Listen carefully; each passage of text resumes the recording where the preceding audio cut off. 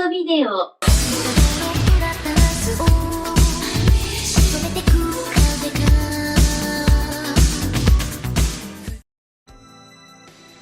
In 1986, animation historian Jerry Beck moved to Los Angeles, California for a new job. He had been working for a film distributor in New York City as a day job, but devoted all of his off time towards his passion for animation. He had written articles about animation and had collaborated with noted film critic Leonard Maltin for his book on animation history, Of Mice and Magic. Not only that, but Beck also organized animated film festivals and headed up the New York chapter of the Cartoon Fantasy organization. When he landed in LA, Beck went to work for Terry Thorin's Expanded Entertainment, helping set up independent film festivals and even helping start up Animation Magazine, which is still running at the time of this recording.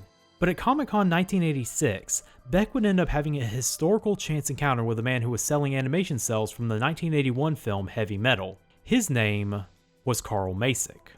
Macek was a screenwriter and producer who, at the time, was best known for his work with the company Harmony Gold in localizing the series Macross into the hit show Robotech. The two men got to talking, and it would eventually lead to them sneaking away from an elite Hollywood animation party to go watch a showing of Robotech the movie and gauge the crowd reaction. What they saw was an audience completely drawn in and blown away by what was happening on screen. But despite impressive showings of anime at conventions and established anime clubs like CFO, American distribution companies weren't biting, so Macek and Beck decided to take matters into their own hands. Laputa and Robotech and a computer animation program were the only sold-out shows in advance of the Animation Celebration Festival. I tried to talk Terry Thorin into picking these films up for us to distribute, but he wasn't interested in distributing what he called Saturday morning cartoons. I told Carl there and then, if we could get other anime features and if he could dub them, I could put them into movie theaters. This led to many meetings in coffee shops to discuss the realities of this idea. Both men began to pool their resources together and start a licensing business that would be devoted exclusively to releasing uncut and uncensored Japanese anime in theaters and on video. Macek using the money he made from his day job as a screenwriter for cartoons, while Beck using the revenue from his recently published book on Looney Tunes. Around this time also, Japanese companies were really trying to get anime into the American market. They had been successful with international markets in Europe, South America, and the Middle East, but the American market wasn't going to take anime unless it was both heavily edited for content and something that could be merchandised to kids. It got to the point where Japanese distribution company Gaga Communications tried to meet them halfway by selling titles that were hits in Japan with super Americanized localization. Supernova. She looks like an ordinary teenage girl, but she's got bionic superpowers. It's the look, the sound, and the feel of the future. It's Futurescape. Produced and brought to you by an award-winning team of Japan's top animators. Design specialists on the cutting edge of high-tech, high-concept, heavy metal action entertainment. Thunder Warrior. Macek and Beck established many meetings with these companies, but they soon realized that they needed a name for their business venture to make it official. According to Beck, he wanted a name that didn't reflect anime too much, as the two men had plans to distribute other animated films from outside of Japan. He contacted two childhood friends, Mark Trost and Mark Heller, who owned a stock footage company called Streamline Film Archives, and asked if they could borrow their name and adapt their logo. After asking if Macek would be okay with the name, the two men finally had their business. Streamline Pictures. By autumn of 1988, Streamline Pictures got its business license, and by February of next year, Beck and Macek had set up Streamline's office space right next to a fledgling animation studio that was founded by some of their friends and colleagues called Spumco. It's impossible to overstate Streamline Pictures' impact on the American anime fandom because they were the ones that started the anime boom in the 90s in the first place. It was Streamline that helped anime break out of just being a series of bootlegs shown at conventions and abandoned university classrooms and into American theaters and VCRs. They were the company that brought Akira over and exposed people to a better class of animation. They were the company that proved that there was an audience for uncut anime that didn't need to be edited for syndication. They were the company that laid the foundation for anime distribution that would give rise to other companies like ADV, Urban Vision, and Funimation. In short, Streamline was the first step in making anime accessible to American audiences like it is now. But contrary to popular history, Streamline did not start with Akira. Sure, it was their biggest hit, but it wasn't the first anime movie that Macek and Beck were able to license.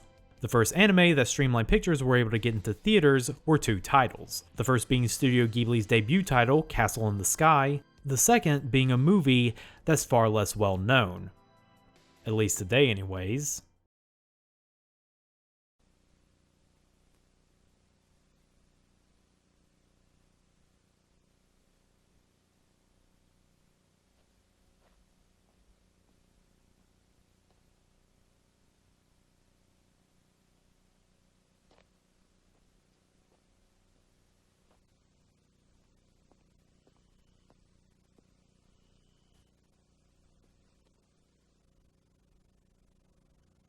I beg your pardon. Could you help me find a friend of mine, please? Careful, you could have squashed me!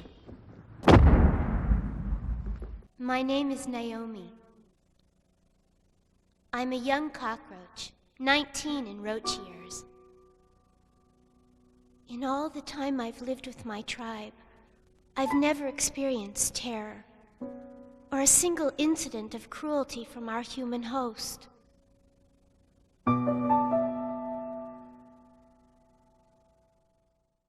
A colony of cockroaches has settled in the apartment of a lonely, depressed bachelor named Mr. Sato, who, in his depression, has let his apartment turn to squalor. The cockroaches see Mr. Sato as their benevolent god, allowing them to feast to their heart's content on his table scraps and to scuttle and play outside in the open without any fear of stomping shoes or bug spray.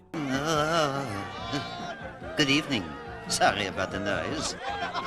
But don't worry, we'll be closed in about 10 minutes. Please bear with us, Mr. Sato.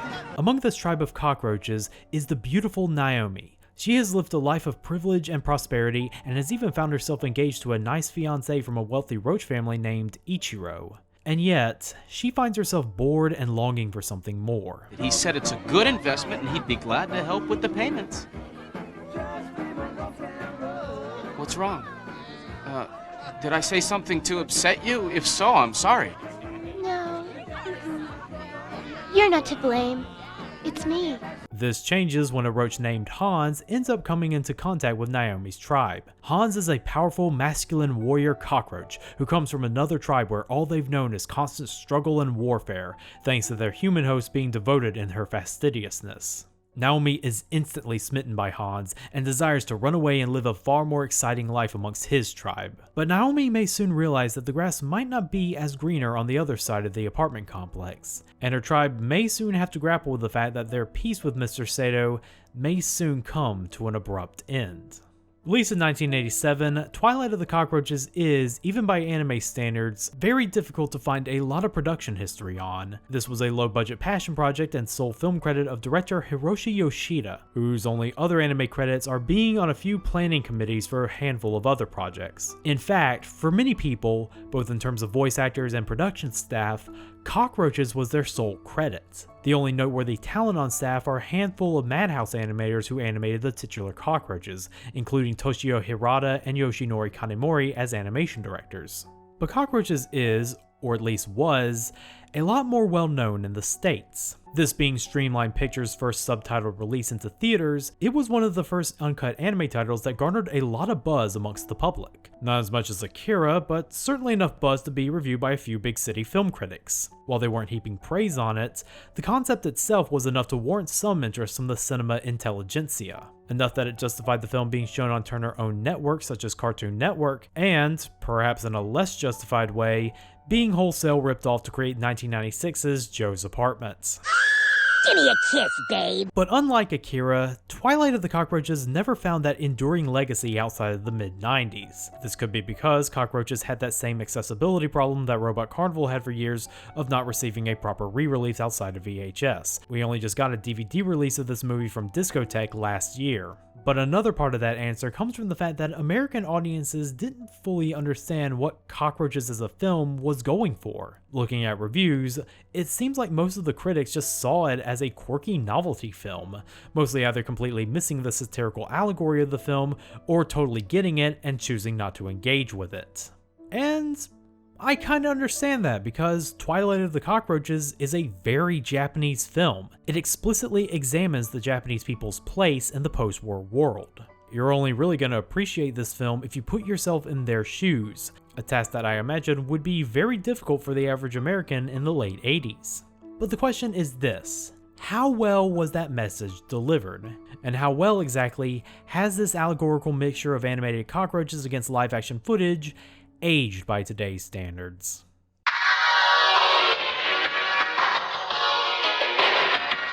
Looking at this, you can get an idea as to why Beck and Masick chose this to be one of Streamline's first licenses. The big hook in Twilight of the Cockroaches was that it was animated characters interacting with a live-action setting and actors. Now, when this movie was licensed in the States, what was the big animated movie that was on everybody's tongue?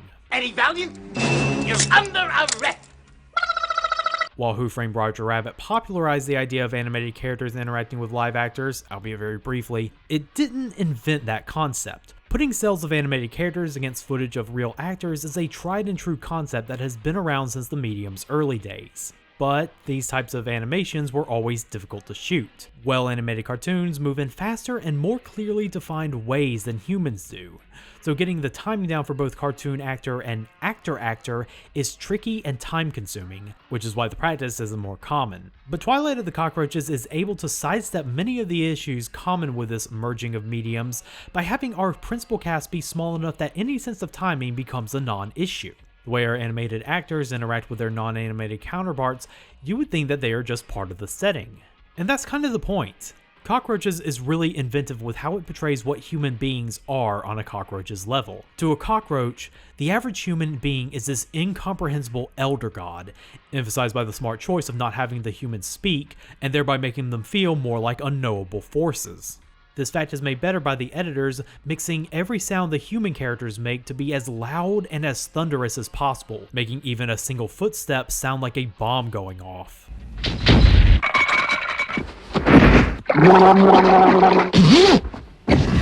It's all a means to help put the audience in the mindset of a cockroach. Every decision made in animation and direction is to fully immerse the viewer into the mindset of the everyday Blatella Americana, which is why the best quality this film has animation-wise is its inventive character design. It's self-evident that adding human features to the cockroaches makes them more receptive to the audience's sympathy, but the character designs, done by mangaka Hiroshi Kurogane, approaches that aim in a far more nuanced way. It would have been easy to make these roaches very cute and cartoony, but that's not the tone the anime is aiming for. Instead, it makes the roaches look like highly caricaturized humans with features that fit their personalities. Naomi is designed to resemble a beautiful young woman, Ichiro is designed to resemble a sensitive everyman, Hans is designed to resemble a lantern-jawed super soldier, and so on. My personal favorite is Sage, the leader of Naomi's tribe. He's designed in a way that is the perfect caricature of a shifty yet well-meaning leader, what with his chiseled features and permanently arched eyebrow. You almost get the feeling that he's meant to parody a specific politician. But these character designs, as stylized as they are only animated in a way that gets the job done. Despite Madhouse being behind Cockroaches, there's nothing really spectacular about the animation. Well, that's not entirely true. There is one inventive merging of mediums where cell animation interacts with a bit of stop motion animation in a scene where Naomi talks to a... wait for it. Ew, a talking turd! Are you prejudiced against droppings? Wait, no, it's just that I never expected... Sure. No, really! Everybody says that until they step in it. And the biggest issue, which is no fault of the anime itself, is the fact that scenes that take place in dark environments are very hard to make out. When I said that this anime didn't have a DVD release until last year, that included its home country. Twilight of the Cockroaches is one of those animes that's begging, screaming for a digital remaster. And judging from how obscure this title is, it may not get it.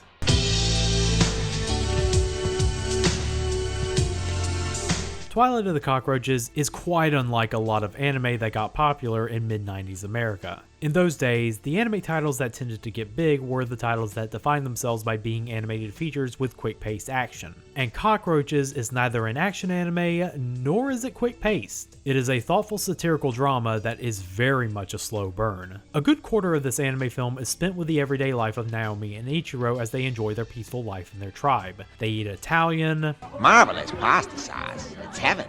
Look at those two. We could be eating out of a dumpster for all they care. they go to roach dance clubs,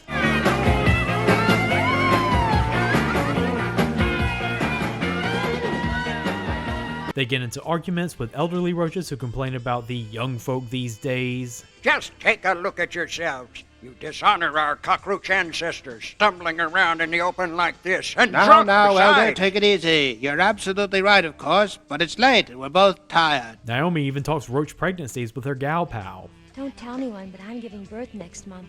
What? Not again? I've never had babies with Yasu before. Gosh, you're gonna die giving birth one of these times. And I've yet to have my first litter. I wish I was pregnant. It really helps paint a nice picture of the society, even before the scene of Sage making his big Armistice Day speech of how the society came to being. And peace finally did come to our world, thanks to our savior, Saito-san.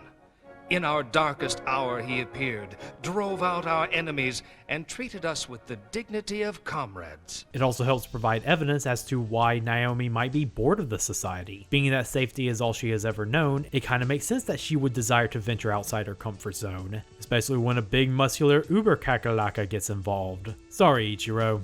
But after Naomi spends some time journeying across the field and recreating some Honey, I Shrunk the Kids scenes along the way, she finally makes it to Han's tribe and finds that living an unglamorous life of constant struggle might not be as glamorous as she had hoped. And while she's now safe in the muscular appendages of her Hans, booby, the life of rationing food and waiting every day in fear that Hans gets back alive is just no way to live. It all culminates in a very harrowing scene where Naomi finds herself trapped in a roach motel full of dying roaches and is only saved by them using the last of their strength to throw her out.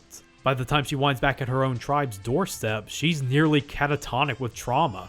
But while all of this drama is going, the life of the cockroach's human host goes on. Told entirely in silence, Mr. Sato and a woman in his apartment complex end up falling in love with each other. Unfortunately, that woman is the same fastidious woman that is constantly at war with Hans's tribe. And that ends up creating a powder keg that goes off when the bugs least expect it. It's her again.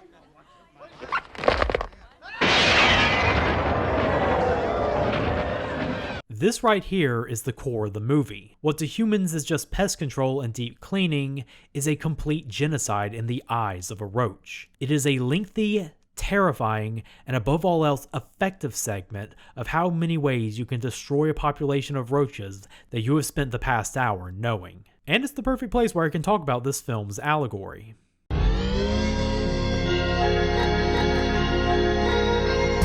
Japan is, and will hopefully remain, the only nation that has suffered an attack by an atomic bomb. Twice. The official story says that it was the only avenue America could effectively broker peace on their terms with Japan, but in reality, it was more about flexing their military might to the world. It's unavoidable that the countless deaths that happened that day would be traumatic to a nation, the kind of trauma that would reverberate for generations. And during the 80s, a lot of Japanese media was beginning to reflect on the events of World War II and its relationship to the period of prosperity they were now experiencing. The period of peace, prosperity, and excess the roaches are experiencing under Mr. Sato obviously represents the period of peace, prosperity, and excess Japan was having in the 80s thanks to the economic recovery deals Japanese politicians and business leaders made with America. Thereby, Mr. Sato is a stand-in for America. For the roaches of Naomi's generation who've known nothing but peace under his gaze, they see Mr. Sato as an ally and a friend. Meanwhile, older roaches who lived through the period where Mr. Sato would attack them don't completely trust him. I know how much this kind of thing upsets you. The whole fabric of our society is unraveling and it's leaving us old-timers in the dust. And the period prior to the peace is a stand-in for Japan's role in World War II, complete with some obvious whitewashing of the events on the part of the Roach's leadership. Man and cockroach were bitterly divided by deep hatreds and misunderstanding. See, we cockroaches were despised as invaders. Eventually, the day came when the humans refused to accept our presence, when the happiness of the Hosono tribe was disrupted by our innocent pursuit of food. The peace the roaches have with Mr. Sato is a complete illusion. They believe he has their best interest at heart, but they believe this while they can't even effectively communicate with him. Mr. Sato has his own wants and agenda, and they just so happen to line up with what the roaches want. And once those desires begin to change, it doesn't take long for that peace to be dispelled. This is completely solidified by Sage stating that he will attempt to talk with Mr. Sato after the first attack on Naomi's wedding. He believes that he can get through to him as he was the first roach that came into contact with him and brokered the peace. For a while, we don't see Sage, and life has appeared to have gone back to normal. But, as a prelude to the biggest attack on Naomi's tribe, we see Sage's last appearance in this film, as a corpse. The answer of whether or not the roaches can reason with the humans. This ties into Mr. Sato being a stand-in for America. As much as America and its allied nations would like to believe that both of them have their best interests at heart, America is still a country driven by its own personal agendas. The only reason America helped Japan prosper was because they wanted them in their sphere of influence and to stop the spread of communism by the nearby Soviet Union. It was an entirely self-serving gesture that just so happened to benefit Japan. And if Japan's goals come into conflict with America's goals, America would turn from a friend to an enemy real quick. And I know what some of you are thinking. Is this advocating for Japanese nationalism? After all, it's stating that peace with America is impossible and that Japan should just return to engaging internal warfare with its natural enemy. Quite the opposite. While Naomi and Ichiro's tribe is a stand-in for post-war Japan, Hans's tribe is a stand-in for Japan during the war. It's a highly militarized society where soldier cockroaches go to war and are prepared to die for their tribe, while non-combatants are busy rationing food and listening to endless propaganda. Naomi, having never grown up in this state of war, starts to romanticize this way of life simply because it sounds more exciting. Not helped by her own tribe romanticizing Hans as a proud soldier, despite having moved on from their own endless war. Hans, I know this is hard, but would you show the audience your battle scars? Here. Oh, that looks so dreadful. Get a close-up.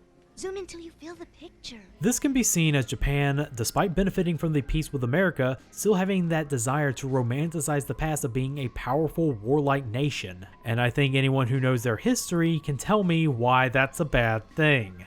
Luckily, Cockroaches knows that this want to return to warlike nationalism is just as much of a delusion as the peace with Mr. Sato. Life in Hans's tribe is portrayed as living constantly in fear of starvation or that your loved ones might not return from the daily sortie. And the propaganda that their tribe's leader states that soldiers who die will always die honorably for their tribe is nothing more than cold comfort for the daily activity of sending thousands of soldiers to their deaths, knowing that it's the only effective way of getting food.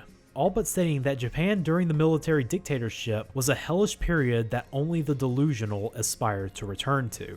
So Twilight of the Cockroaches states that endless peace is untenable while endless war is impossible. What is the ultimate conclusion it is coming to? To answer that, we need to peel back another layer of this allegory and explore the biggest creative decision made in telling this story.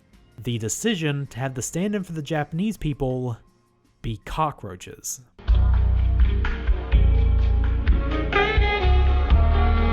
During the war, there was a difference with how the Allied powers portrayed Japan in comparison to the other Axis powers. While propaganda defined the evils of Germany and Italy as the result of their fascist leaders, propaganda pinned all the evils committed by Japan on the Japanese as a whole. To the West, the atrocities of Japan had nothing to do with their leadership or the militaristic culture that they were being indoctrinated in. It was because they were seen as an uncivilized, evil race. American propaganda effectively othered the only non-white Axis power into this twisted race that was seen as less than human compared to their Chinese neighbors. It was why the displacement and internment of many Japanese Americans was so widely supported. It was why American soldiers had zero problem with desecrating the bodies of enemy soldiers and using their skulls as pencil holders. It was why 2 atomic bombs were dropped on Japanese civilians and why people are still trying to justify it to this day.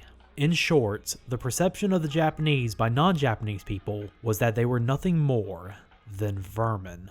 It didn't even end with World War II. Up until the 90s, anti-Japanese sentiment was still a mainstream point of view. Despite using their technologies, many Americans distrusted the Japanese and saw their growing soft power as a threat because they, as a people, were sneaky, underhanded, and the reason why America was outsourcing jobs overseas. Twilight of the Cockroaches is fully aware of this perception. It is aware that the Japanese are seen as pests by non-Japanese people, and that anyone who says otherwise is completely kidding themselves. Sage and the rest of Naomi's tribe likes to think of themselves as equal to humans. After all, they are just trying to live their own life and get food resources like anyone else. They never once considered the idea that their efforts to expand their territory might be met with hostility and that they may be considered invaders. And that they have equal standing with the peace brokered by Mr. Sato is an assumption that is immediately proven wrong. Meanwhile, Hans's more militaristic tribe is operating under a similar delusion that cockroaches are superior to humans. It's obvious to any intelligent observer that God chose the roach to inherit the world. We are much more adaptable than man. We can live where man cannot. We are able to eat food that would turn man's stomach and sicken him. And that declaration of superiority is proven wrong daily when Hans's host is constantly slaughtering their rapidly depleting number of soldiers. So the central theme of cockroaches is a reminder to the Japanese people that they will always be seen as inferior by non-Japanese people on the world stage. It'll always be like this for roaches. We're scavengers. Humans will never respect us. So what is to be done about it? Well, admittedly, this is where some of the allegory falls apart. So it turns out that Naomi may be in fact a sort of chosen one to make a new generation of cockroaches that are immune to bug spray. And because she ended up getting horizontal with both Ichiro and Hans, it allows her to create an entire new tribe that retains his Hans' strength and Ichiro's kindness. And that tribe will live out the rest of their days in a nearby shed where they will be able to get their resources from humans without running the risk of sharing living spaces with them. You are the hope of all those who died trying to preserve our species. And like me, you must go on to fulfill your destiny and the destiny of our race. Okay, so ignoring the iffy stuff about good genetics and creating a better breed of cockroaches, what is this trying to say exactly? Is the message here that because the Japanese people will always be seen as inferior, that they must strive for the pre-Meiji era isolationism, but at the same time they also need to take resources from non-Japanese people because it is crucial for their survival? I don't know. Like I said, this is where the metaphor gets really messy. But hold on a sec. I'm going to try to bring this back. There's a way we can save this. Naomi is also a stand-in. She's a stand-in for the young generation and how they cannot make the same mistakes of their forebearers. The Chosen One narrative is really more of a representation of the opportunities given to her by the older generation.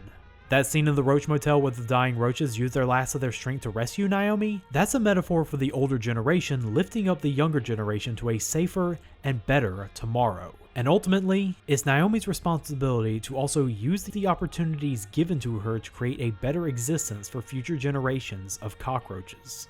And with the final shot of the film being a slow pan out to her mothering a large litter of cockroaches, it shows us that she succeeded.